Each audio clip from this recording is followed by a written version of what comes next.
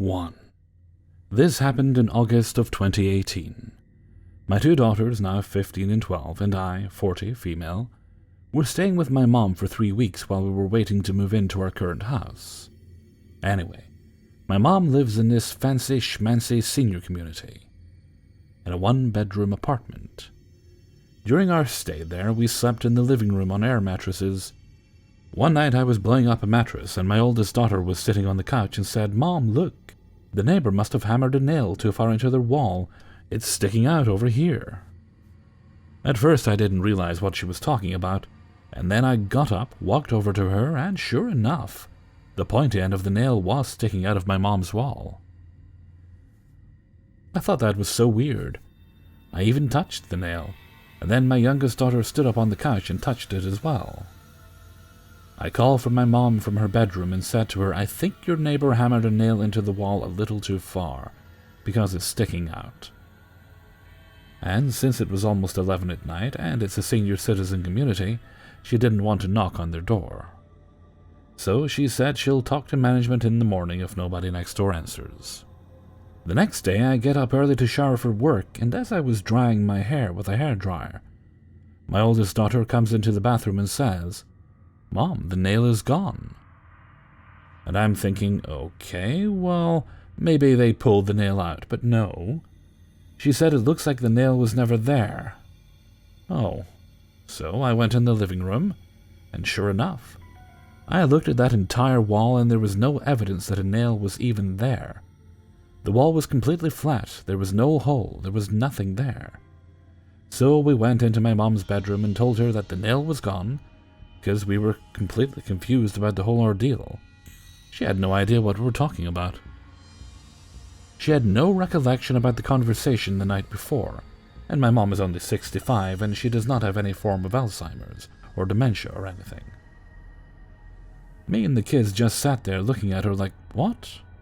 We just talked about this yesterday. You literally came over and looked at the wall yourself and said you were going to talk to the neighbor or management. How do you not remember that?" I mean, it was the strangest thing. The four of us saw it the night before, and the next day my mom was so confused because she had no idea what we were talking about. And something that I want to add to this story that I do believe is somewhat relevant is that particular day that we saw the nail. I texted my boyfriend earlier that day and told him that I wasn't feeling right, and I literally said to him, "I feel like pieces of me are scattered in different dimensions or different realities."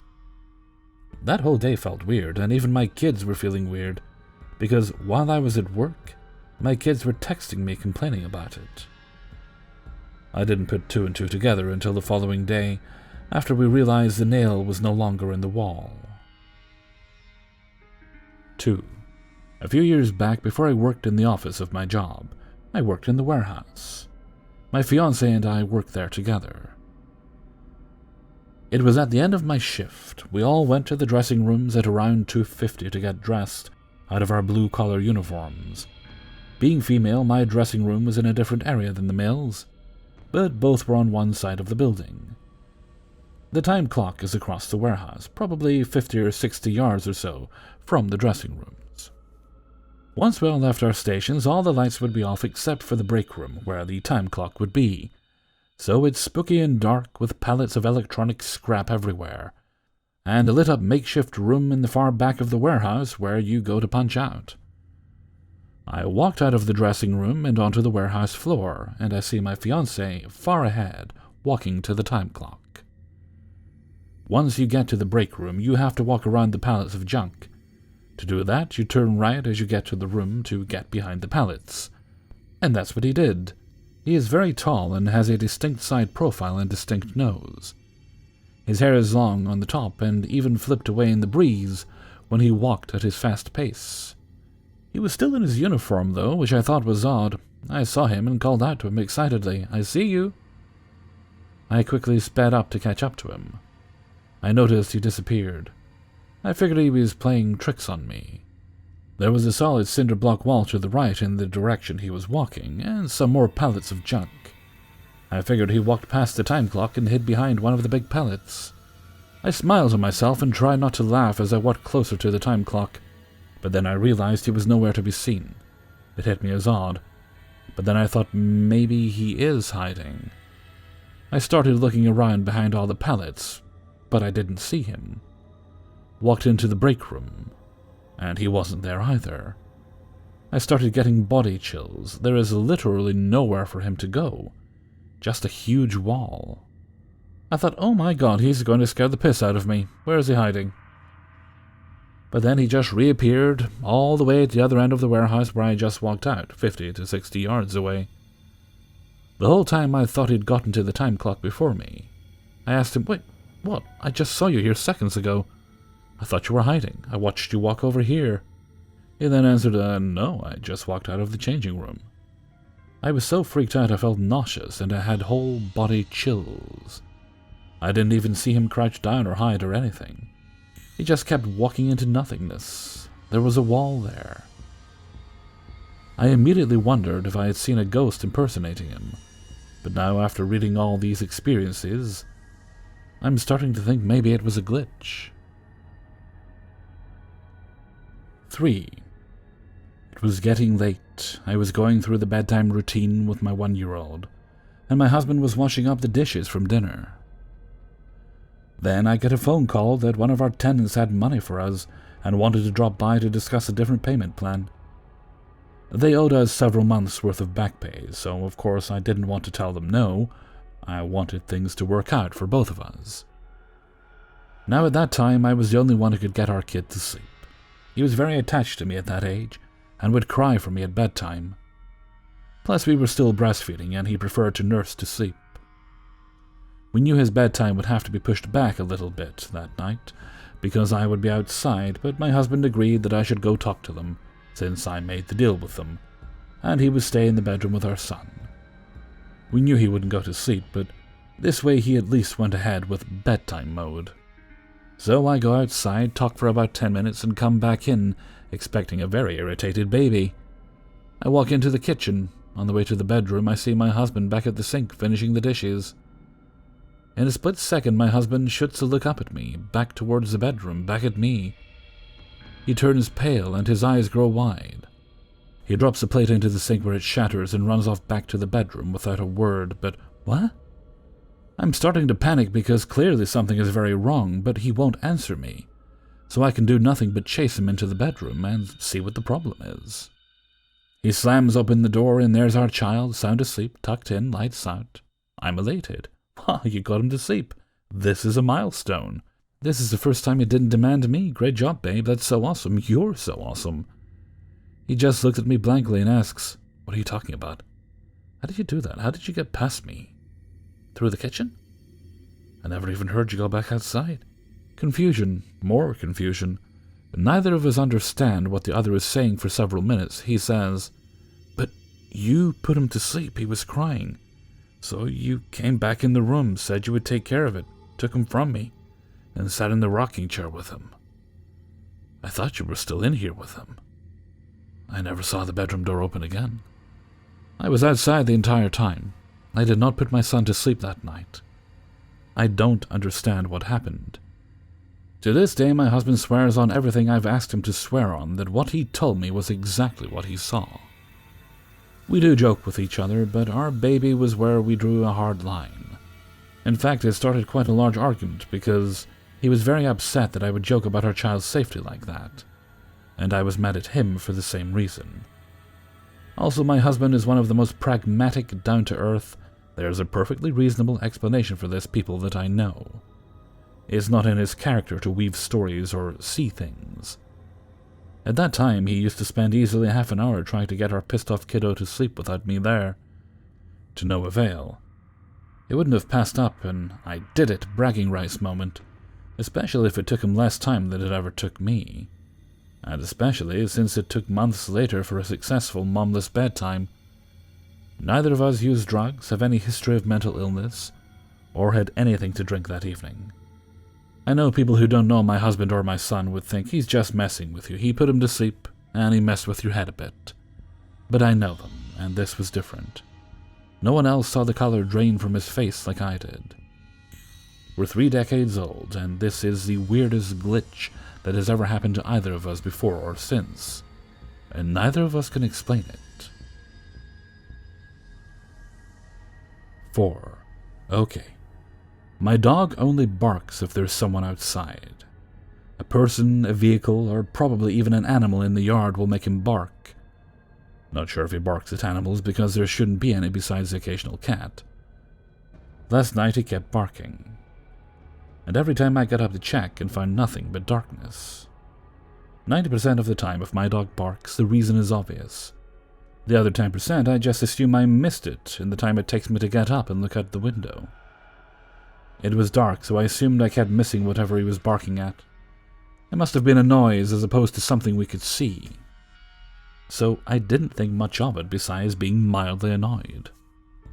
I stay up late, usually going to bed between 1 and 2 a.m., and rarely before 12:30.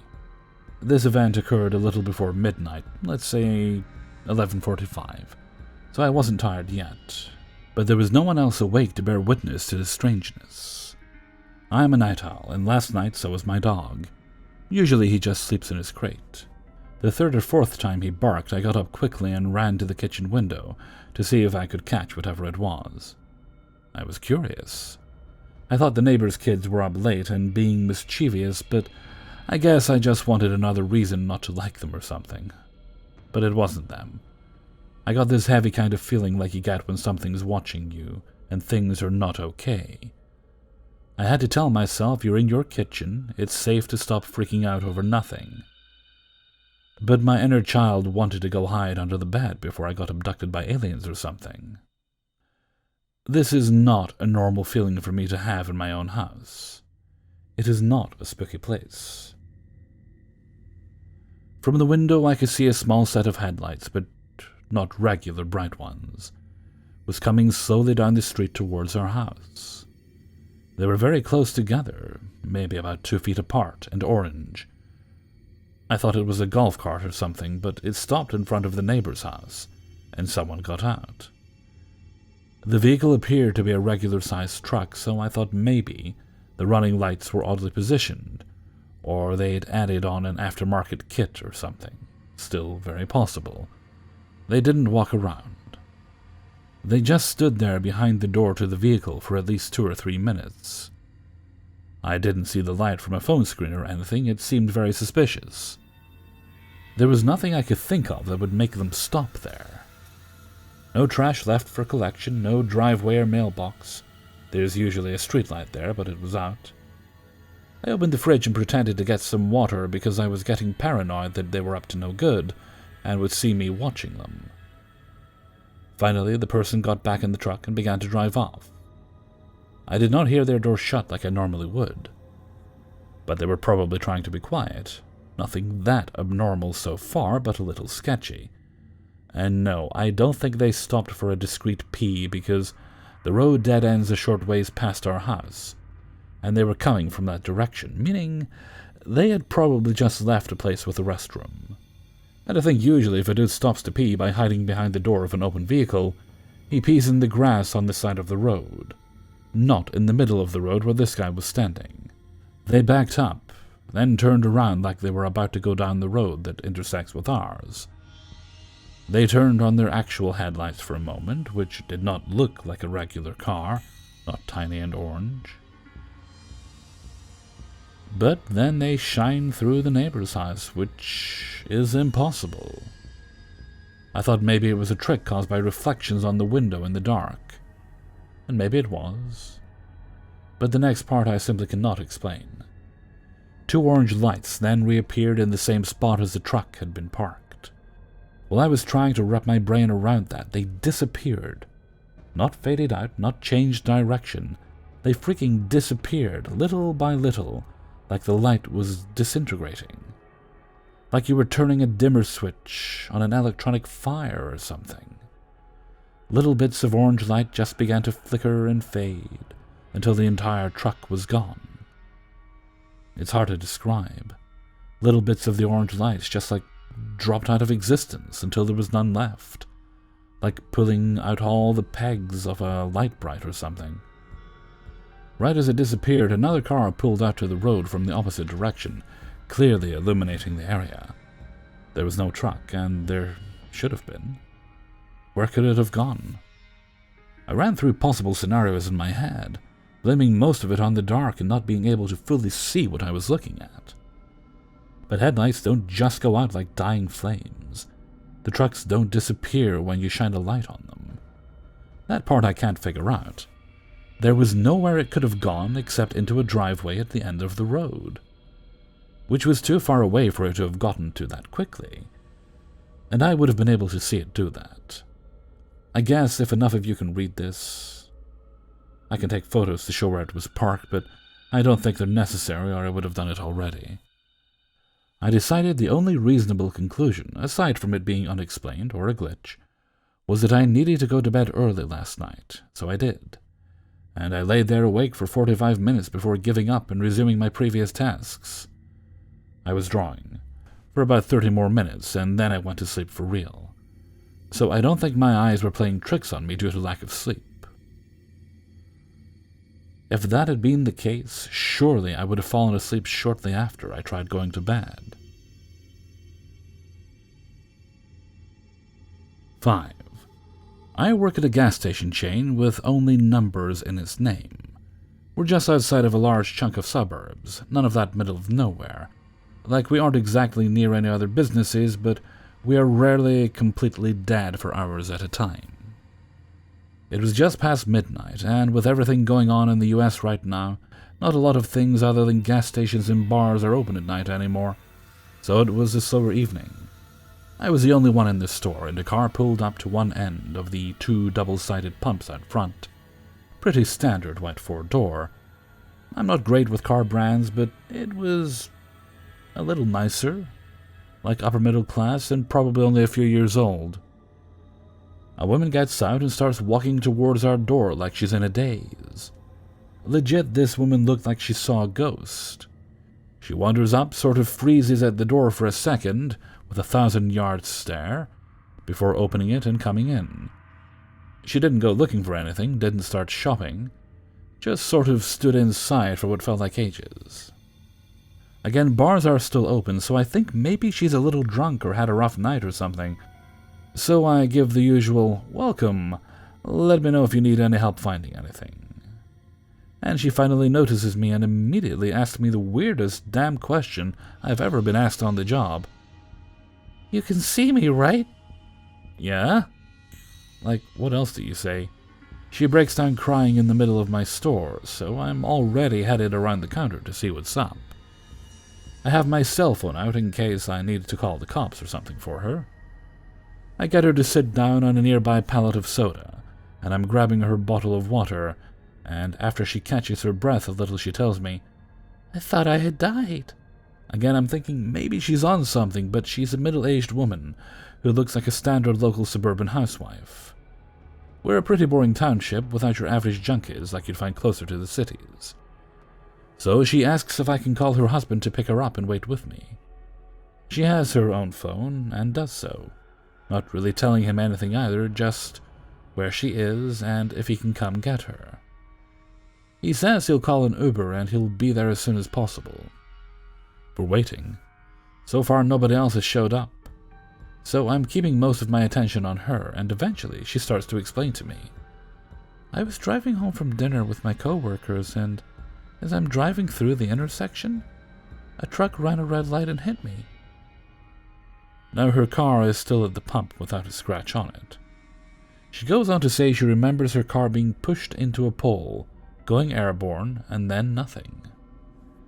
I try to calm her down, letting her know that her car is out front and it looks fine, but she insisted that she completely blacked out, woke up in an ambulance for a split second, passed out again, and then woke up again in the driver's seat of her car, at the intersection, waiting for the light to change, perfectly fine.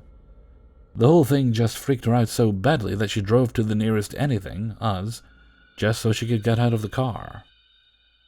Husband eventually showed up to get her. He asked if I had any idea what happened, and even though she sort of explained to me, I just shrugged because, no, I had no idea what was happening anymore. She reluctantly got into the passenger seat of the car, and he drove them back home. That was hours ago, after which I worked an entire shift at my station trying to wrap my head around what absolute hell I had just witnessed. 6. I think I can remember fractions of future. I sometimes have short images of surroundings and time as memory form. I can remember some examples. The first one started without me realizing. I repeatedly had an image of a short conversation between me and my mother. I couldn't remember the exact conversation before my mom asked the first question, but I knew what I answered and what was her response, like I remembered what I forgot once. So I said what I remembered. After that, I thought that was sort of deja vu, or it was just derived from casual stack of memory based on what my mother used to talk about with me. After a few years, I was in 3rd grade at high school. Year was 2018. At that time, I was preparing for my country's version of SATs. That was June. I got really stressed from both a friendship situation, and I was brought into a false accusation about someone who had reported a nice, friendly teacher who used to bend some of the rules for her class to be happy. And my grades were less than I expected. There are a lot of people who prepare for SATs for a year after they graduate from high school without going to a university. And there are private academies for those people whose purpose is only about preparing for the next year's SAT. As I was underachieving my standards back in high school, I kept worrying and thinking that I was going to fail at going to university. I wanted to end up preparing for another year. End of August, I had an image of me staring at a white tall clock, mindlessly and tired, while I was sitting in a white chair in the front row of white desks. The place had only a white-gray color, very bright office feeling. However, I ended up failing at going to university. I wanted for me and my family to decide to go to one of the academies I mentioned above. When March arrived 2019, I went to the place for the first time. My seat had the exact same view of the image I'd previously described. Same desk, same clock, and same place. I started to wonder if I could use this experience to predict parts of my life. Currently, I have 2 images that haven't happened yet. One is I'm staring at a woman from uphill and asphalt on the road in daytime. There's a blue sky and the road has about 2 or 4 lanes. Cars are densely parked beside the road. It looks more narrow. And there are houses beside the road. All have high walls, which is common on the side of the downtown's house area. I'm smiling while looking at her stood steadily. Then she turns back and waves at me to follow her.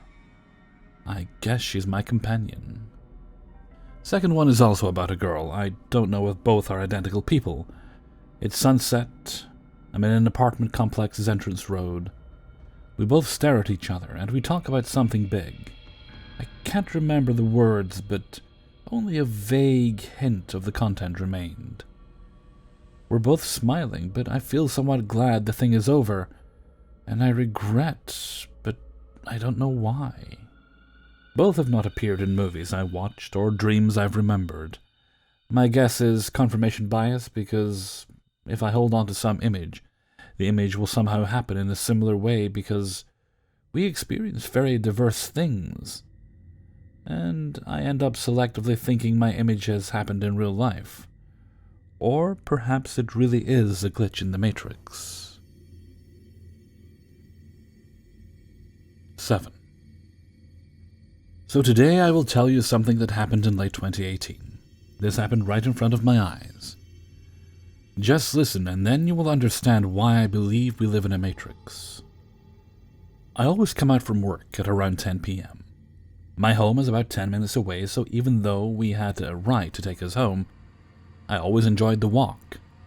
This one night, while walking home, I had my headphones on listening to music. The weather was cool, and I enjoyed the walk. So as I'm walking down the main road, I see this dog that's about 50 meters away. I was on the right side and the dog was on the left. The dog was trying to cross and come to the right side, but only one problem: there was another road that intersected with the main road, exactly where the dog was standing. So as I slowly kept walking, observing the dog, I saw that it made one huge mistake.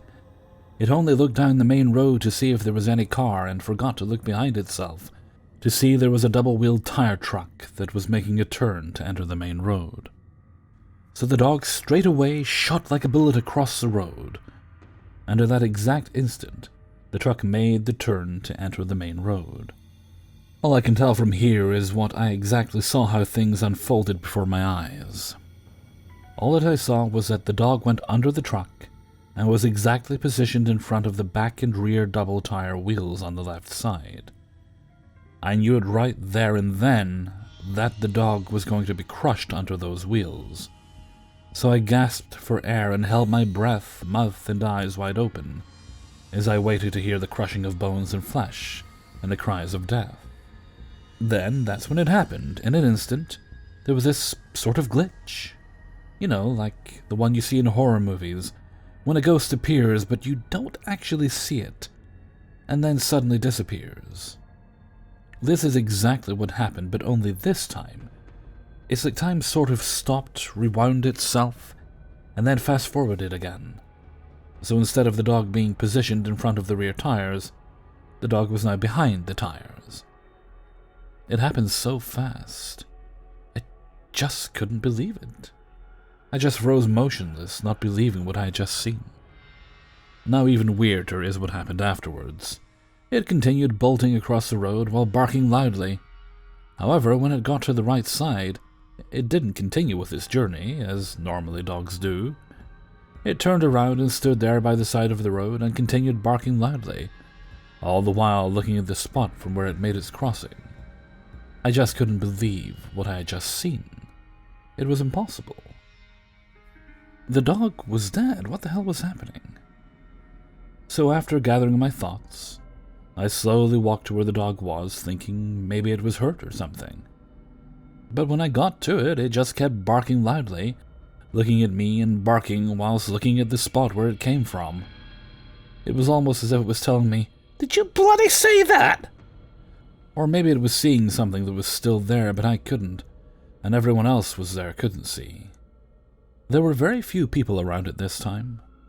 I stood there for like a minute or two, scratched my head a little bit, and making sure the dog was okay. I just went home absolutely mind-boggled by what I'd just seen. I don't know, but what do you guys think?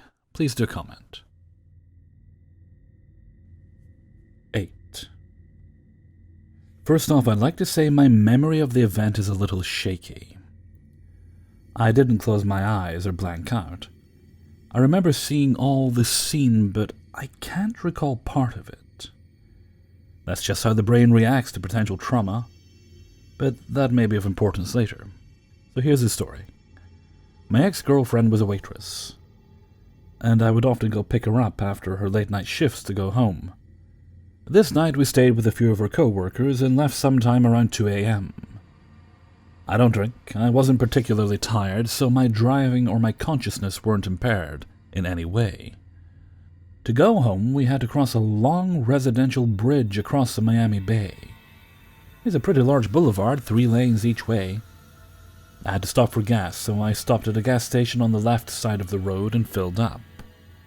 To come back to the road, I thus had to cross the 3 lanes of traffic going the opposite way, since I stopped to my left across the boulevard. My ex-girlfriend was asleep in the passenger seat. The exit of the gas station was a crossing, so there were traffic lights. Mine was red, so I'm just waiting. It's a little after 2 a.m., so we're pretty much alone on the road. Looking to my left, I see headlights very far away in the distance. Probably at the beginning of the bridge, coming from Miami, heading toward the beach. Remember, it's a bridge I took pretty much every day, so I knew how to assess distances. A few seconds pass, and my light turns green. I accelerate to start crossing the lanes of traffic to head left, mind you. The traffic light was positioned a little backed up from the boulevard crossing, so I had a little time to pick up speed. Of course, I check on my left before fully crossing, and there are the headlights. Just way closer than I expected, close enough that I could clearly see it was a grey BMW, and I could even guess it was an M4 considering the bumper and grille designs. Now I've been speeding up and down this bridge enough times to know that this car was speeding way faster than I ever was, and that there was no way it was stopping at its red light. At this point, it was just entering the intersection. I'd say less than 20 meters away while I was only barely crossing the first lane. The incoming car was on the leftmost lane, so the third one. Basically, our paths were just about to cross. And that's where things get shaky. At that point, I remember time was not moving the same way. I hear that's pretty common in such scenarios. There must have been no more than 3 or 4 seconds between the moment I saw the headlights and the moment I was out of danger. But it felt like a good minute. I had time to ponder whether to brake, accelerate, do nothing, or steer right very hard. I remember having time to assess every trajectory and ultimately decide that steering hard right and at least escape the direct driver door sight hit from a speeding car was the best option. In this floating moment, there was no sound, no movement. I don't remember a thing from that decision to the next memory, which is my car heading the same way as the speeding car, outside the intersection, on the middle lane, but riding the left lane a little bit. The speeding car passing me on my left so close and so fast that my car moved like when you pass a truck on the highway, but way harder. The car just kept going, and disappeared into the distance, still speeding. Now, what weirds me out is the feeling I got after. First of all, I couldn't explain how I got from the middle of the intersection to heading left, opposite of where I was going out of the intersection. It's like I jumped from point A to point B, then I had this deep feeling that if one single thing had been different, I was dead. It still weirds me out that my first thought after this was, hey, weird how everything was perfectly put in place for me to live. I was very aware of the fact that my life could have ended right then and there, and it felt like it should have been the outcome, so I was deeply confused. Then I had a panic attack, which woke up my then girlfriend, who didn't hear or see a thing. Seeing other experiences, I'm wondering whether all of this is just my brain having confused memories due to the sudden surprise, or if I just for an instant became aware that there is one universe where I didn't avoid that car, and one where I did. This floating moment looking back at it was almost like deciding which path to follow, which universe to stay in. And that blank jump in consciousness from the decision to steer right to being out of danger, a little push or help from something bigger than me. To this day, I still stand by the fact that even though I have great reflexes, there is no way I wasn't in the path of that car no matter what I did. All the other accounts of similar experiences include seeing or feeling the effects of the wreck, which steers me away from my situation being a glitch or a universe jump. Does anyone have any similar stories? 9. So I bought a new lamp on Amazon that has touch controls on it, and because of this it has this little light that illuminates 24/7, which I hate. I didn't know that when purchasing, and will be returning because of it. I need complete darkness to fall asleep, so it was bugging me. I decided to use my iPhone to cover up the little light on the base. I settled back under the covers, and within maybe 3 to 5 seconds the lamp turned on. I assumed the weight of the phone triggered it. No big deal. I moved the phone, and while doing it, I saw the time. 11:28 p.m. Now let me interject here and say that 128 is my special number. We all have one, right? I thought that was weird, but didn't think too much about it. Anyway, I turned the light off and snuggled back under the covers again and get all comfy. Cozy. In order for me to get comfy cozy, since I live with chronic pain, it takes some doing and adjusting pillows around, etc. It isn't as simple as head hits the pillow and I am comfortable. That never happens.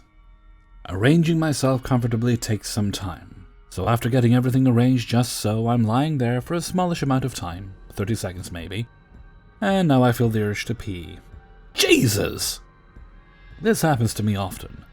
The tiniest bit of pee in my sensitive bladder thinks I have a gallon of pee inside of me, and I can't fall asleep. So I get up, walk over to the bathroom, dribble out some pee, wash my hands, and climb into bed. I again get myself arranged just so and get as comfortable as possible under the covers, and I'm lying there trying to fall asleep. While lying there, I'm having a tough time breathing, stuffy nose and allergies.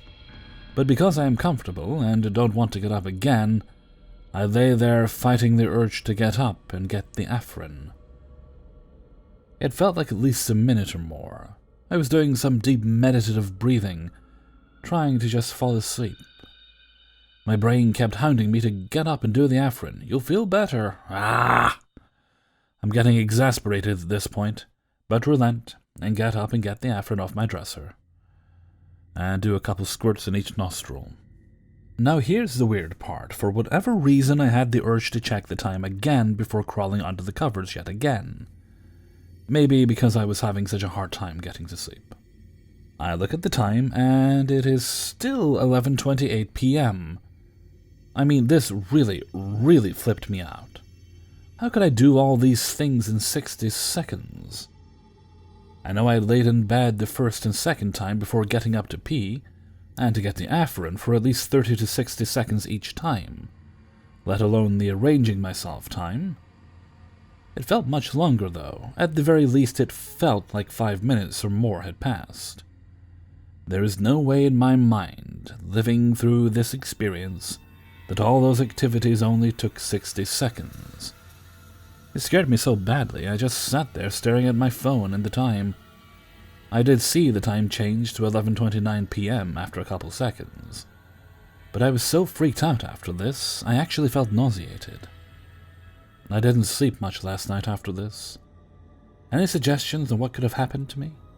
And P.S. I was not drunk, high, or on heavy medication. I had taken naproxen a few hours before bed, and a muscle relaxant as usual. 10. This happened earlier this year in March, when everything was still pretty normal, and COVID had not yet arrived to my country. This was no particular morning for me. I arrived at the campus at 6:30 a.m., like I usually do. Bought some fruit and coffee for breakfast and headed to the cafeteria to eat, and do some readings before my first class at 9:30 a.m. Fast forward a couple hours. I'm still in the cafeteria, but I notice I'm already running late for class, and have no time to go to the bathroom before rushing off. My class is in a whole different building, so I gather my stuff and pretty much start running. Keep in mind that I've been a college student since 2016, so I know my way around the campus very well. There's no way I could get lost or anything. And the building I had my class in was pretty familiar, since language students were often assigned to that building. I get to the building, take the stairs to the 3rd floor, and by memory, I walk into my classroom and say hi to my friend. I also knew this was my classroom because from the hallway, I could see that the sun wasn't coming in all the way through the windows, and I figured the blinds were down since we were going to watch a movie that day. Everyone was already there except for one girl and my professor, so I leave all my stuff in the seat next to my friend, and go to the bathroom real quick. The clock in the classroom reads 9:35 a.m., so I hurry. The floor has an L shape, and the only bathroom is in the lying side of the L, so the bottom side. And my classroom is in the standing side of the L, so the upper side. I was in this side. There are a total of 8 classrooms and 4 classrooms to the right of the hallway, and 4 classrooms to the left of the hallway. Mine was the 3rd classroom on the left.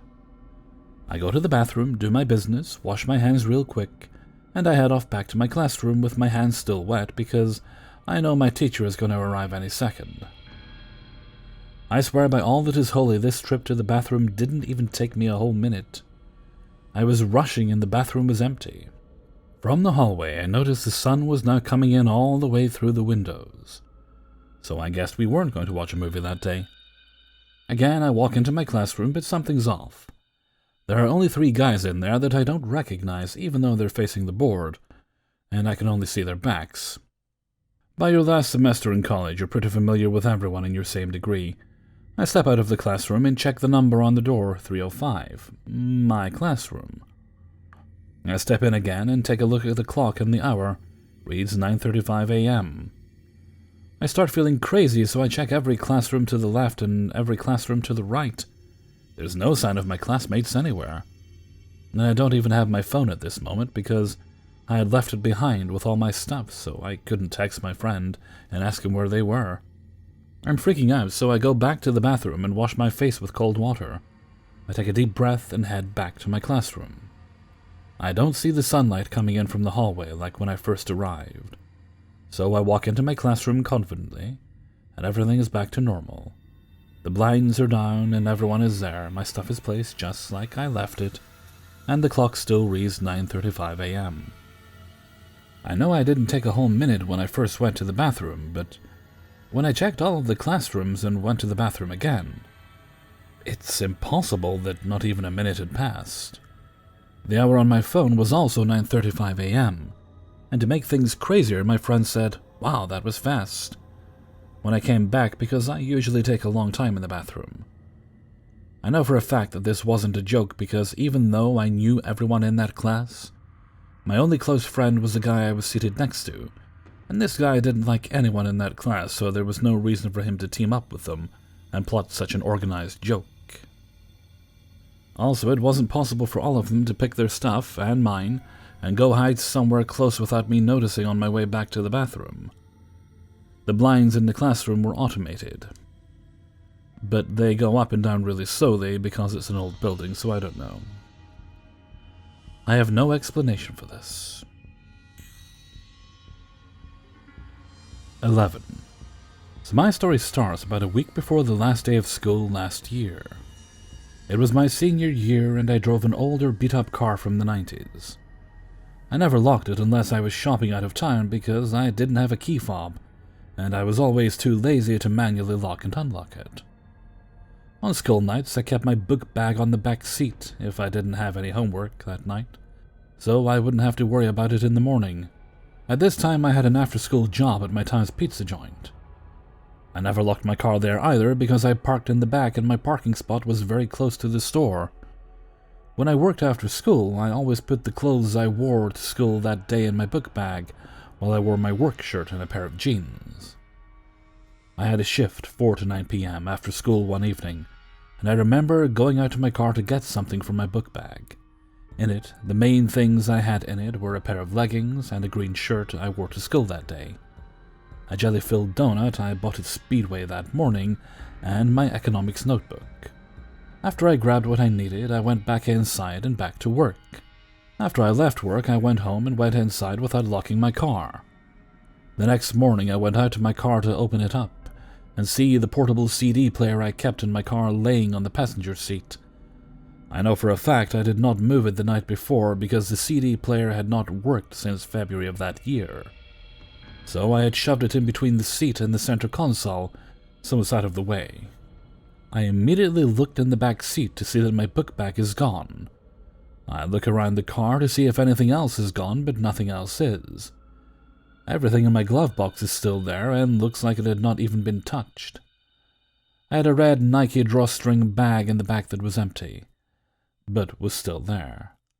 I had an Oakland A's baseball cap that was in the front that was still there. The most surprising thing was that there was still the plastic sandwich bag of quarters I kept underneath the radio. At this time, one of my tires leaked air, and I always had to air this tire up in town, so I just kept a bag of quarters in my car to use. The only thing that was missing was my book bag and everything in it. About a month after someone had gotten into my car, I was putting clothes up in my dresser, and I saw the pair of leggings that was stolen, folded up neatly in a drawer on the top. These were distinct leggings, and I don't have another pair like it or even similar to it. So I know that this was the pair. Right before I decided to post this, I checked my yearbook because I remember that day they were stolen. I had my picture taken at school, and sure enough, I was wearing the green shirt and the leggings that were in my book bag that night. I know I never took my book bag in my house that night before because I didn't have any homework that night. I also know that I never took it into where I worked because I had no need to. I don't have an explanation for why this pair of leggings showed up a month after being stolen, or how they did. No one in my family says they washed them, and they don't know how they ended up being folded and put in my dresser. I still have them, and they still sit in the same drawer, but I haven't worn them since that day last year. I've always been weirded out by the thought that a glitch in reality caused these leggings to show up in my drawer a month later, as if I had never even worn them the day they were stolen. 12. My mom is a bit sad that she's never experienced a big glitch story herself, save for a time when a shirt of hers that she loved changed into an entirely different shirt. But I'll let her tell that story, should she choose to. I've had many small glitches. I don't think I consider them to be glitches, merely my noticing of something odd, something that sticks out in my brain as out of place, that I keep noticing again and again. Like when you learn a new word, you hear it over and over for a week or so on TV shows, on the radio, in conversation, etc. I notice things like people walking on the grass next to the sidewalk because of the sidewalk itself. Multiple people. When I notice another person on the sidewalk, they too step off of the sidewalk to keep walking. Strange. Sure. Glitch?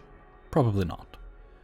People also tell me things, and when I bring them up in conversation later to ask for an update on their situation, they swear up and down they've never told anyone that thing. For example, a few years back, a friend of mine told me she lost one of her Pokemon games. A few days after she told me she lost it, I asked her if she ever found it. She stared bug-eyed at me. She asked how I knew she lost it, and I told her she told me just a few days ago. After our D&D group had left, we were snacking on the remains of the pizza. She swore that she never told me. That she remembered D&D, the pizza, hanging out afterward, and watching infomercials, but not telling me about her missing game. She seemed freaked out that I knew, but as always when that happens, I chalk it up to people just trusting me with little details about their lives, little bits of their problems and worries, and just forgetting that they told me later. Not to toot my own horn, but I'm totally going to toot my own horn. I try to be kind. I try to actually care about the problems and lives of the people around me. So people trust me with their concerns and forget they did. I don't think these are glitches, just things that make you go, huh. However, my mom and I recently sort of shared a glitch experience. By shared, I mean my mom was involved. But if it were a glitch and not just me misremembering, the glitch took place within the reality I inhabit. Now, the story itself requires a bit of backstory. All my life, I'd been under the impression that my mom went to a 2-year trade school, let's call it ABC Tech, and that I'd be the first person in my family to attend a 4-year university.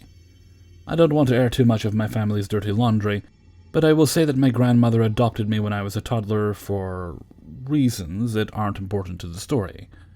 I lived with her, and I wasn't really close with my mother for most of my life. However, in my early 20s, we started bonding. This happened after I moved around a few times in my early adulthood, looking for what I wanted to do with my life. My partner and I moved down south to go to a wrestling school, but I developed psoriatic arthritis, and my partner has a fair constitution, so wrestling was out of the question for us. I like art, and I'm decent at it, but not good enough to sell my art for a living. That only left language of the things I liked enough to try and make a career out of them. I moved back home, worked at Wally World for a while until I could go to uni, then started classes intending on getting English and Latin degrees. In uni, my mom and I started growing close again. We talk on the phone, once or twice a month, usually to vent our stresses and talk about fun things like aliens, the paranormal, anime, and so on.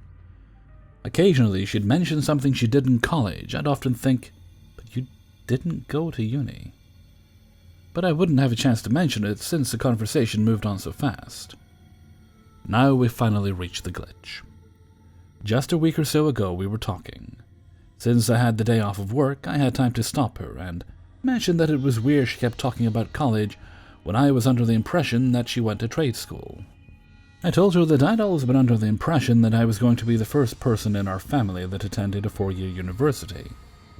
That she'd gone to ABC Tech, as the family had told me when I considered and toured ABC Tech in my junior year of high school. She paused for a moment. We've been talking about Glitch in the Matrix stories earlier in the conversation. After gathering her thoughts, she told me a family friend had gone to ABC Tech. This family friend had taken my mom on a tour of the facilities, and she had strongly considered attending. In the end, she chose not to. Instead, she went to a 4-year university, thinking a degree from that school would afford her more opportunities than going to ABC Tech. She proposed that this event was a glitch in my reality, or perhaps a quantum immortality jump, where I could have come from a universe in which she attended ABC Tech, and wound up in one where she went to a 4-year university. Sure, but why? Why would that be the only difference? She asked me if I had had any near-death experiences. Well, yes, I suppose. Though not really. I was in a car accident when I was in my late teens and, apology here for the description, the doctor said I would have died if I hadn't been fat, since a piece of the middle console snapped off and stabbed me in the side. My fat cushioned the blow, and kept the sharp plastic from hitting my organs. Because of my love of pizza back then, 'twas literally just a flesh wound. Yes, I was banged up pretty bad, but I was coherent enough to tell the EMTs the date, as well as my full name, birth date, and social security number. I could walk with some aid after I was given hospital-grade painkillers. There was no fighting for my life, merely a lot of pain, and the inconvenience of needing crutches and assistance to do things for several months afterward. To add to that, nothing really changed so dramatically. My life progressed, well, normally. Nothing stands out. No one's natural hair or eye color changed. I'm thinner now, yes, but I worked for that. My anxiety has gotten worse, but I've also learned more healthy coping methods. My face and eyes are the same. My birthmark is in the same place. Everything is where I remember it being. I'm not from the universe where Nelson Mandela died in prison. I'm a Bernstein Bears boy. 9/11 happened when and where I'm from. I've been here since the start of COVID. Nothing is out of place. And it doesn't really bother me except for the possibility that it's not a glitch, that my memory is faulty, having built a small portion of my identity on the idea that I was going to be the first person in my family to attend a 4-year university. It was briefly upsetting to find out that my mom actually has a college degree, but I realized quickly that I should be happy for her and proud of her. She had the same rough life I did, and she actually got her degree. Mine has been put on hold because of COVID. But I'm confident that I'll get mine eventually, and I'll be the first man in my family to get a degree from a 4-year university rather than the first person. And that's not so bad. If it is a glitch, that is to say, if it was something to do with quantum immortality, and I went to another universe, why is only that one thing different? Why is it something that has no direct bearing on my life? Why aren't I slightly better looking? Why did all my friends and family still look the same? It's not like it matters, but why is my glitch so boring? Sorry, Mom. 13. Something odd happened a few days ago that I cannot make any logical sense out of. Sometime in the summer, my boyfriend bought a black bandana to wear as a mask at work. I was with him when he bought it. I put it in the cart, scanned it, put it in a bag in the car, and took it out of the bag when we got home. He is a mechanic, so naturally it gets dirty quickly. So I've been hand-washing it frequently ever since. A couple months ago, I accidentally got a small spot of bleach on it, so I colored over it with a Sharpie. I will recall this point later. A few nights ago, I gathered his work clothes to wash them. I wash all his work clothes by hand so they don't ruin the washer or the next load of clothes, and hung them over the half door that is off the side of the kitchen, which is at the top of the stairs leading down to the basement. I wanted to wait until he got home to wash them so I could wash his bandana mask and his clothes he was wearing from that day. He came home, and I gathered his work clothes he had worn that day, added them to the pile hanging on the half door, then went to grab his bandana. We started a conversation in the kitchen, as he was making up his plate from the dinner I had made, and as we were talking, I walked around to the living room and picked up his bandana off the couch armrest and untied it. I smoothed it out a bit, folded it, walked back into the kitchen, and put it on top of the work clothes on the half door. He was done making his plate, our conversation ended, and I figured I would do one last sweep over the house to make sure I wasn't missing any work laundry. So I walked back into the living room, and exactly where I had picked up his bandana, there was his bandana sitting there, tied. I just stared at it for a minute, thinking, WTF. I picked it up. I couldn't believe what I was seeing. I asked, already assuming I knew the answer. Babe, did you retie this? To which she replied, No, remember we got 2. What? No, we did not get 2. There is and has only ever been one singular black bandana he uses for a mask. I handled it at the store, bringing it home, and have been the one washing it every day since. I asked for clarification, when did we get the second one? And he said we bought them both at the same time, that there were 2. I definitely 100% know that there was only 1, that there has never been more than 1. Dumbfounded, I walked over to the half door, and there was the one I had already placed there. Remember the small bleach spot I put Sharpie on the real original bandana? Well, after untying the second bandana, I noticed a bleach spot in the exact same place, the same size, but no Sharpie on it. I have no idea. Interesting side note, when I typed this out earlier, something happened when I tried submitting it. It just kept showing the circular loading button. It wouldn't let me click or undo anything.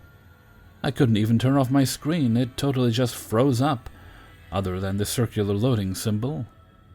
After about 1.5 to 2 minutes, I was able to shut off my screen, turn it back on, and it showed a message saying something went wrong, or something to that extent. So I had to type this up again. Hopefully it works this time. Just thought it was odd, considering nothing like this has ever happened to my phone before. 14. About a year ago, I woke up and went through my usual morning routine.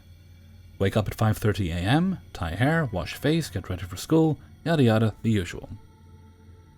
Despite the monotony of the morning, I still clearly remember seeing my earrings on my ears once in the mirror while applying moisturizer, and a second time right before letting my hair down. After which I promptly left the house to catch the bus. That wasn't unusual. In fact, it was quite the opposite, since I keep my earrings on at all times, regardless of whether I'm showering or sleeping, or swimming or doing some other activity that people advise against engaging in while wearing earrings. Fast forward to 3 p.m. I've arrived home, and head straight for the restroom to obviously relieve myself and put my hair in a ponytail, since I hate it when my hair gets in the way of my activities. That was when I noticed that my right earring must have fallen off during the school day. For where my ruby earring once was just my earlobe. Surprise. Anyway, I was mildly devastated, since having one remaining earring from a pair of earrings is unideal, but I shrugged it off after searching for my lost earring from the front door to the restroom, since I had homework to do. And there was no way I was going back to the school to retrace my steps to look for one earring, as my school was large. I never work on schoolwork in my room, and always complete my homework in the kitchen. Reason being, my parents want to monitor my activities. Never do I take naps, so the only time I'm ever in my room is when I sleep at night. Because of this, I know for a fact and remember that I had not entered my room at any time from the time I was still in possession from my earring outside of my room to when I returned from school to discover that it had gone missing, still outside of my room. This is where it gets weird. When I returned to my bedroom to knock out for the night, my earring was sitting in the very middle of my bed with the backing on, which didn't even make sense because it had fallen off, which I know since I never take off my earrings, and there was no way for the backing to magically reattach itself to the post. Freaking out for a moment, I decided that the most logical explanation was that my mom had somehow found my missing earring and sought to return it by wordlessly depositing it where I was sure to see it. Returning downstairs to thank her for finding my earring, she responded by confusedly asking me what I was talking about. As it turns out, she hadn't been the one to find my runaway earring or place it on my bed. Upon further questioning, I learned that my dad hadn't even known that it was missing, and neither was he the one who returned my earring. No one else lives with us. 15. So, the easiest way to explain this is I have very vivid memories of being told someone died, to later learn they didn't. And when confronting friends and family, Nobody knows what I'm talking about. Person 1, my mom's friend, let's call her friend. I remember very clearly being told by my grandfather that friend passed away via drug overdose. And I clearly remember messaging my mom to give condolences and just console her a bit. I remember the funeral location. I didn't go but remember details and all. The funeral was on a weekend, so more people could come out. Just really specific details. But a week or so ago, she sends me a friend request on Facebook. I thought it was a fake account, so I told my mom, just to find out friend isn't dead. Person 2. My grandma's friend. Friend 2. I was told by my aunt that friend 2 had gotten sick and passed away. She was old, so it's plausible. I feel like I remember also hearing it from my grandpa, and also from my grandma. I can clearly remember chatting with my aunt on the phone about it, and can vaguely remember chatting with my grandparents in the living room, where they typically sat and talked. Well, a couple days ago, I saw her post on Facebook. I told my aunt I thought she was dead, but my aunt tells me she's actually just took a cross-country trip, so she's the opposite of dead. Person 3, my aunt's friend. I remember my aunt posting on Facebook about her friend passing, and then I called and she said she had lost to cancer and passed away. My aunt's boyfriend also backed this up, and I remember it being a whole thing because they are quite close, and we were all Facebook friends, so I was seeing it from multiple angles. Well, as you probably guessed, I saw her post on Facebook, and again, I told my aunt that I thought her friend was dead, and she wasn't. Side note, my aunt isn't just a gossip wishing death on everyone. We just talk a lot, and so I typically hear everything first from her. I live 9,500 kilometers or 6,000 miles from home. Person 4, my previous co-worker. My old manager messaged me to let me know a person passed away. We were all super close, so he wanted me to know. Facebook was memorialized. I had texts from other friends asking how I am. Just so much. Memories that literally feel like they happened yesterday, but nope, not dead, fully alive. Person 5, Steve Aoki. I saw him in Vegas, and so after that my ears were opened when hearing his name. My friend said he died. I thought it was a hoax, so I googled it, and yep, he died. Was on main news channels and his official pages. But guess who isn't dead? Steve Aoki. There are just 5 of a good number of examples. The weirdest thing is that I've realized all of them are alive within about the last month, so all very recently have been discovered alive, even if I remember them dying a year or more ago. It feels very Mandela effect-ish, but to me it feels very much like there's been some glitch in the Matrix. The computer forgot who's dead and not. Anyone else have this? 16. I have to start this off with a bit of backstory, or this wouldn't make any sense at all. Thanks for bearing with me. I moved to a small town in Washington when I was in 5th grade. I instantly became close with my neighbor G. His mom at the time was battling terminal lung cancer, and he started spending more and more time at my house to avoid what was happening in his currently. We didn't speak much of it, but I was aware having to observe his mother fade away was breaking his heart. She passed in the summer of 7th grade, and my family adopted him, and he started living with us full-time. Now we can get to the glitch. My family had taken us on a week-long vacation to Maui. It's the second night, and my brother and I stayed up until everyone else had fallen asleep in the hotel room. We snuck out of the room we shared with my parents, and walked to the beach that was 2 streets away. We came to a secluded stretch of sandy beach that extended into a narrow strip that ended with a big rock. There were thorns grown high on our right side, cutting off access to the street. We walked down this narrow strip to the end, where it turned to rocks, and sat down. A full moon perfectly illuminated every ripple and wave of the water. Our conversation turned to how lucky we felt to be there. My brother G mentioned how if he had never met me, his life would have gone a completely different direction. He would have most likely been shipped to eastern Washington to live with his emotionally distant relatives after his mom passed, had it not been for fate threading our paths together through friendship. We both became slightly emotional. I told him this was how it was always destined to be. We stood up and began to retrace our path back to the hotel, down the narrow strip of sand that was just wide enough for both of us to walk side by side without my feet touching the ocean waves. Suddenly something caught my eye in the water from the reflection of the full moon. I turned and looked and could see the shadow of a humanoid upper body sticking halfway out of the ocean right under the full moon. That's odd, I thought. There shouldn't be anyone swimming this late. Right as I finished this, I heard my brother G collapse into the sand hard. "What the f..." he muttered, as he turned to see he had fallen into a patch of perfectly raised, square-shaped sand. This square couldn't have been here before. One of us would have had to walk directly through it. The weirdest part was, in the square was an imprint, almost looking stamped onto the sand, was a goddess with her hair over her front torso. It looked very similar to the Starbucks logo, but wearing a necklace with 3 circles interconnected. I turned back to look for the person in the water, and there was nothing there anymore. I turned to face G, and he was still just frozen, half collapsed into this sand sculpture. I could see the fear in his eyes. He was thinking the exact same thought as me. How is this here right now? His expression screamed. I stuck out my arm and he grabbed it. I pulled him out of the sand sculpture so we could both look at it. G was speechless.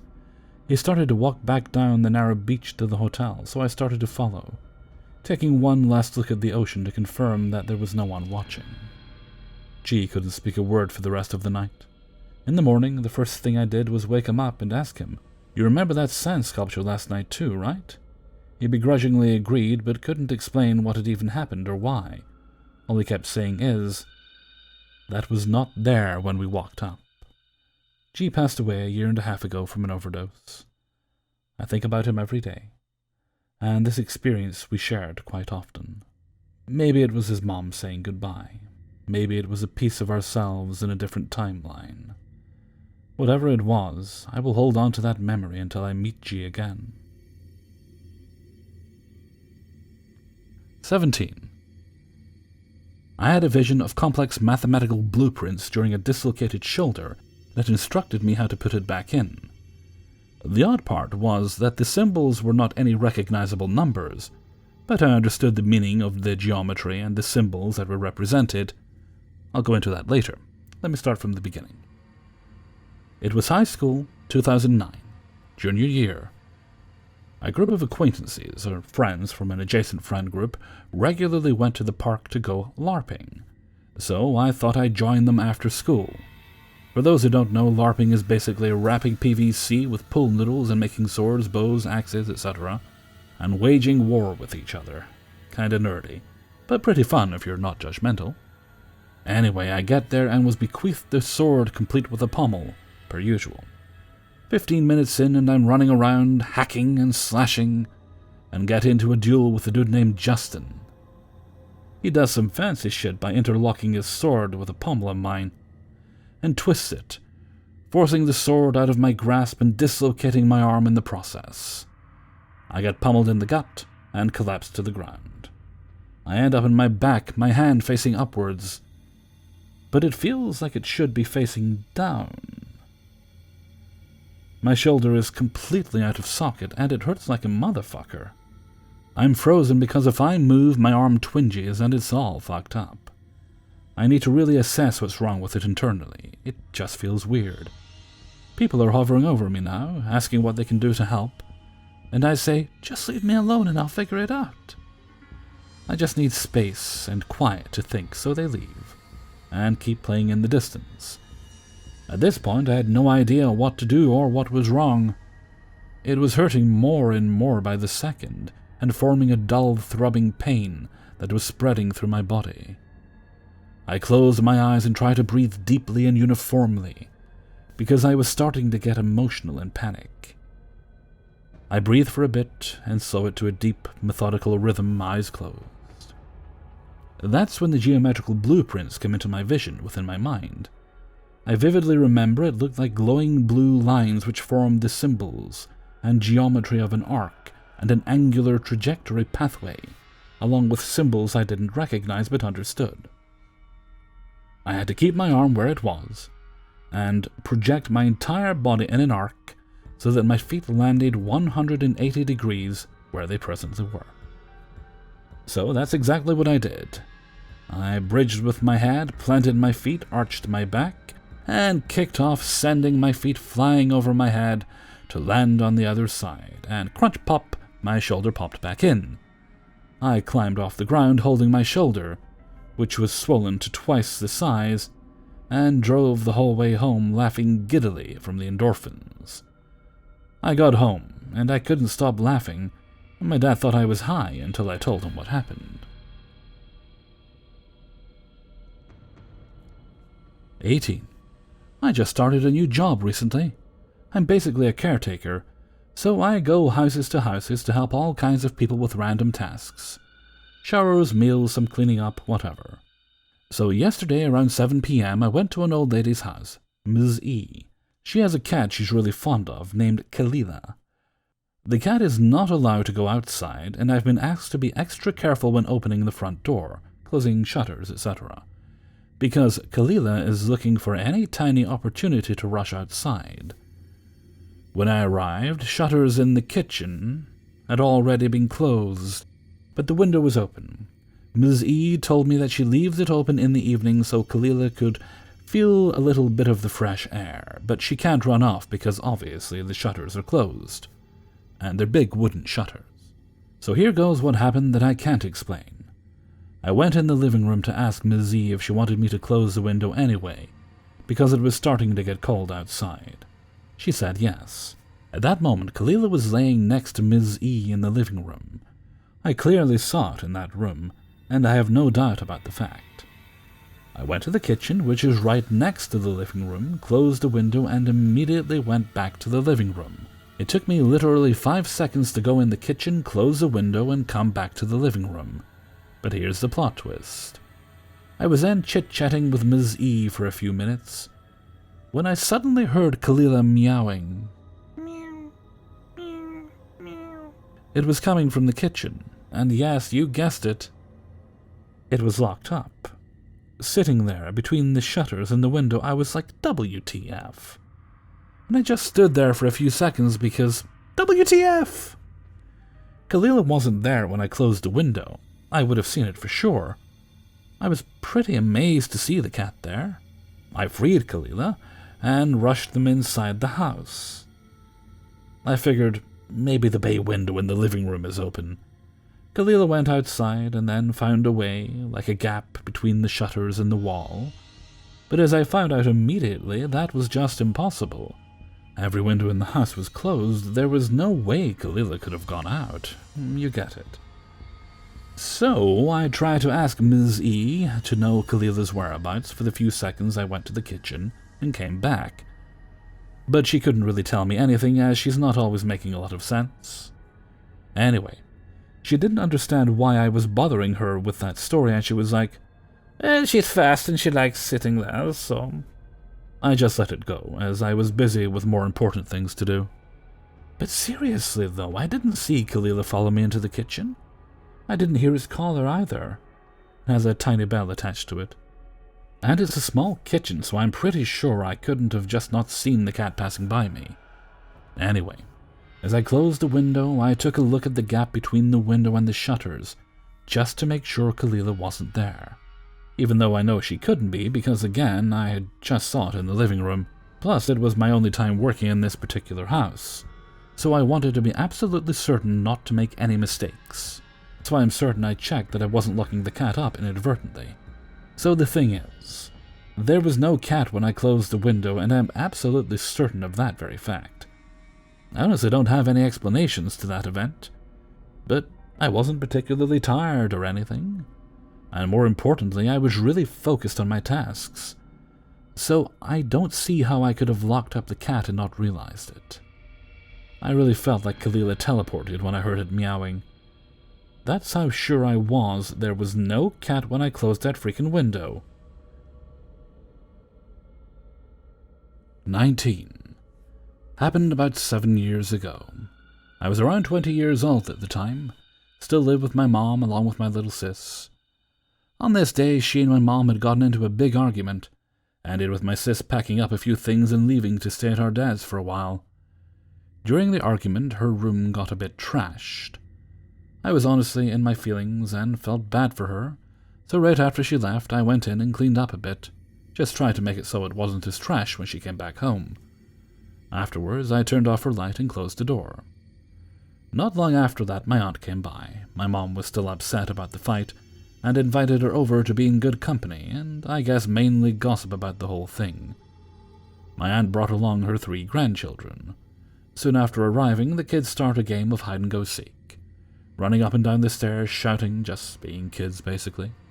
I was in a pretty sour mood and do not have the patience for them, so I tell them to stay downstairs if they're going to be playing around. The only rooms upstairs are mine and my sister's. Since I was still feeling upset about the fight from earlier, I decided to go out for a bit. I got dressed and then started to work on my hair in the bathroom. The way our bathroom is situated, if the door is open I can see some of the hall, and the entryway to my sister's room in the mirror. So I'm straightening my hair, and I have the door open, since it gets hot fast when you're working with a flat iron. Out of nowhere, I see Tade, the oldest of the kids, run right past me. Without turning to look at her, I can see through the mirror that she is heading for my sister's room down the hall. Oh, hell no! I seriously just cleaned up that room, and I know I just told these kids to stay downstairs. She should not be up here looking for a hiding place. So I immediately go right after her, split seconds after I first see her run by. Like, I'm right behind her, just steps away. I watch as she opens the door to my sister's room, runs in and shuts the door, pretty much in my face.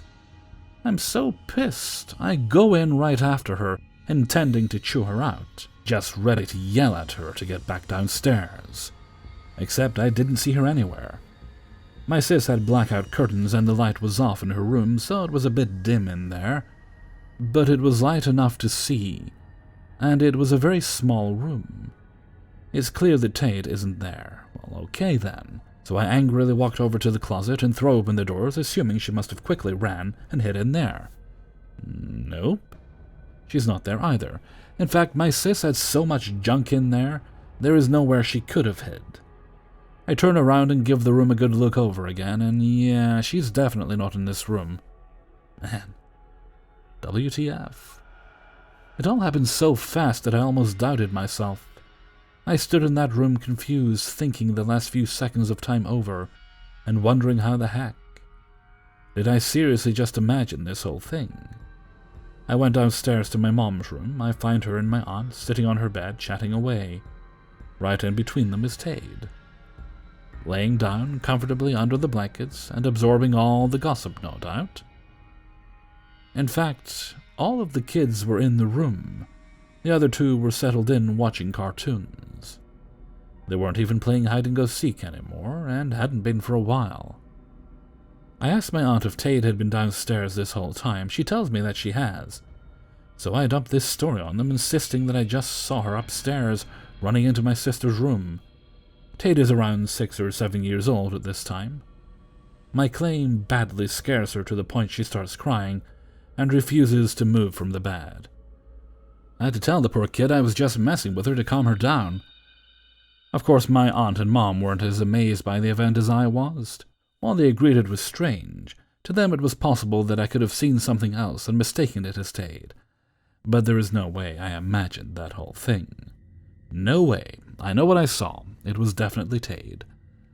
I was steps behind her, very clearly saw her, with her outfit, her hair, in daylight with the hall lights on. I watched her shut the door in my face. This was not some vague figure I think I saw in the corner of my eye. It was her, and I watched her go into that room. There is no possible way she could have gotten out of the room and made it back downstairs unnoticed. It was a small room. If she did somehow leave, the door would have opened, and light from the hallway would have been a dead giveaway. My sister's door always shut on its own unless you propped it open. And her spooked-out reaction to my claim of seeing her upstairs when she had been downstairs seemed pretty genuine. Anyway, that's my unexplainable glitch in the Matrix. Nothing about that event had a malicious or evil feel to it. I have not seen or experienced anything remotely similar since then. It was a one-off event. Tade is a normal teenager now, so I don't think it was a bad omen of any sort. 20. Back in August 2018 when I was 28. One weekend evening, I got back home from an outing in the next town with my fiancé. We live in North Texas, southern Oklahoma area, aka Texoma. Once home, I remember we got in an argument over something, so I called one of my closest friends to see if she could pick me up, to get me out of the home for a while. I was having car issues at the time, and that night I had a total of only one shot of bourbon a couple of hours before arriving back home from out of town. It was a single-serving bottle that I drank immediately after opening, and it couldn't have been drugged or roofied. So I hope that adds to my credibility. She picked me up, we went to her house, and we were having a conversation, sharing a joint and sitting on her couch. I recall her 2 young daughters were already asleep, and her husband and her younger brother were calling it a night as well. She and I remained on the couch conversing. The next thing I know, I was waking up on the love seat adjacent to her couch, and it was 5:30 a.m. So at least 7 hours had passed with no recollection of the time between. My ears were ringing, deafeningly loud. I've never felt so confused and scared. I was so startled. At first I didn't recognize where I was, then I saw my friend, waking up on the couch we were chatting on. I was alarmed, asking what happened and why my ears were ringing, explaining that I could barely hear my own voice. I guess I was speaking loud, because she told me to keep it down a bit, I might wake everyone. She was driving me back home, and the whole time I was crying and trying to make sense of the time loss. But I highly doubt the shared joint played a part in the missing time. Got home practically bawling. She made sure I got in my house and hugged me bye. My fiancé woke up to my hysterical crying and was a little unnerved with how loud I was being. My ears were still ringing and continued on for the next few hours. I told him that somehow I remember nothing between 10:30 p.m. and 5:30 a.m. Wasn't drinking while I was there and only shared one skinny joint with my friend. So I couldn't make sense of how I wound up with such a time gap. Later that day I realized I had a tender spot on my head and felt what I thought was a long scab on my scalp. I asked my fiancé to take a look, and he said I had what looked like a 1.5-inch long semi-healed gash on my head. At that point, he suspected that I must have said or done something to upset my friend, that I was probably attacked, or that there was something she wasn't telling me. I highly doubt that one of my closest friends, whom I've known since middle school, would do anything to hurt me. But I'm open to believe anything is possible. She herself didn't wake up with any marks or injuries, just shrugged it off as losing track of time. I don't know how the aftermath played out for her, but there was at least 2 instances when I was in a store or driving, and my mind went completely blank for just a few seconds. Think, I can't even tell you my name or where the fuck I am, blank. And all you can feel is sudden panic, like a doomed feeling for lack of a better description. Something rather strange that may or may not be relevant is something I saw with my fiancé and our neighbor 2 nights in a row between 9 p.m. and 10 p.m. before the night of the time gap. The 3 of us were talking outside, when I felt a static-like sensation overcome my entire body. I then felt compelled to look at the sky and told them to look as well. There was what looked like a bright star gliding at a steady pace across the sky. The light, or whatever it was, dimmed itself shortly after I pointed it out. But it was visible just long enough for all 3 of us to get a good look. I once saw something in the sky with the same friend in the summer the year before the 2018 incident. So hopefully that means she doesn't think I'm nuts. That one had some lights along the edge of it, and we followed it down the road till it disappeared behind some trees. I know there are skeptics out there, but I swear on everything dear to me that the very strange occurrences I've had in my life were not imagined. Sometimes I even had witnesses to vouch for my credibility. I've seen a triangular object with 3 lights once when I was 10. It disappeared in an instant. But from there, I've had random strange episodes throughout my life, and my mother as well as my fiancé both had their fair share of hard-to-explain experiences. Everything from random severe nosebleeds to sleep paralysis, to waking up with bruises, injuries, and missing time. I believe in the paranormal and things that even modern science can't yet explain. I'm not going to guess with absolute certainty about what happened that night, but I strongly feel that either the lost time was due to something otherworldly, an intense glitch, or there's something my friend isn't telling me, much to my fiancé's belief. I've had a couple of appointments with a hypnotherapist and still haven't found closure to the incident. Still have one more appointment. But if I still can't recall anything about that night, I'm throwing my hands up. I guess whatever happened is something I'll never know. Hey everybody, Hellfreezer here, and thank you very much for listening to Glitch Monthly, number 16. And thank you very much to everybody who allowed me to use and sent in stories for use in this video. Okay, before we go any further, I do have a few shoutouts I'd like to do. Let's see, where did I put those? Nope. Oh, come on. Don't hide from me. Where are we? There we are. Okay. And I'd like to say thank you very much, in no particular order. 1, 2, 3, 4, 5. To the author of story number 5. Okay, it's in a particular order. Reddit user The Karma Don't Matter. Thank you kindly, The Karma Don't Matter, for allowing me to use your story. And also 5, 6, 7, 8, 9, 10, 11, 12. Author of story 13. Reddit user The Haunted Hive. Thank you, Haunted Hive, for allowing us to use your story. That's the one about the bandanas, that one there. And also the author of story number 14, about the vanishing earring. Timberican. I think that's right. It's probably like American, only with timber. Thank you very much, Timberican, for allowing us to use your story. Is that all? Let me think. 1, 2... Yes, it is. Okay, just those 3 shoutouts. Also, big thanks to the folks keeping me company in the chat while I was recording. Always appreciated.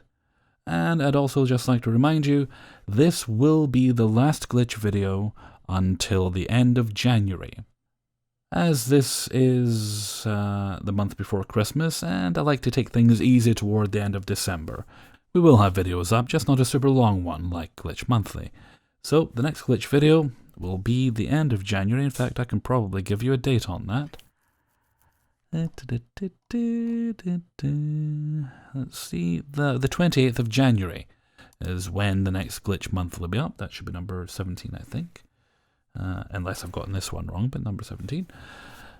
Okay, and with that, I'm going to head off for now. So until next time, thank you very much for listening, and take very good care of yourself.